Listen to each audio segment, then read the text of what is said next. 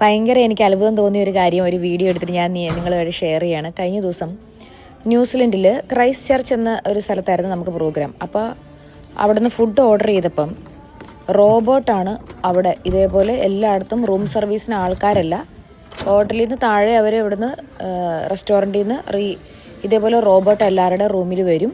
അപ്പോൾ നമുക്കിങ്ങനെ ഫുഡ് എടുക്കാം.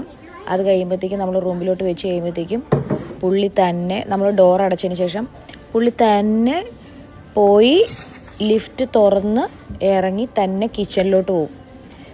ഇതൊക്കെ അധികം വൈകാതെ നമ്മുടെ നാട്ടിൽ വരും. എനിക്കത് പല സ്ഥലത്തും കാണുമായിരിക്കും. പക്ഷേ ഇത് നമുക്കൊരു അത്ഭുതം തന്നെയായിരുന്നു. ആ ഹോട്ടലിൻ്റെ പേര് ഞാൻ മറന്നുപോയി. ക്രൈസ്റ്റ് ചർച്ചിലുള്ള എന്താന്ന് സുഡാമിയോ അങ്ങനെ എന്തോ ആയിരുന്നു, ഞാൻ മറന്നുപോയി.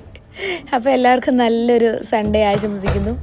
ഇതൊക്കെ ഉടനെ തന്നെ നമ്മുടെ നാട്ടിലും വരുമായിരിക്കും അല്ലേ? അയ്യോ, അങ്ങനെ വരാതിരിക്കട്ടെ. കാരണം ഒരുപാട് പേർക്ക് പക്ഷേ ഒരു കണക്കിന് നല്ലതാണ്. ജോലി ചെയ്യാനും ഹോട്ടലുകാരും ജോലി ചെയ്യാൻ പറ്റുന്നുണ്ട്. പക്ഷേ സെർവ് ചെയ്യുന്ന മാത്രം റോബോട്ടാണെന്ന്.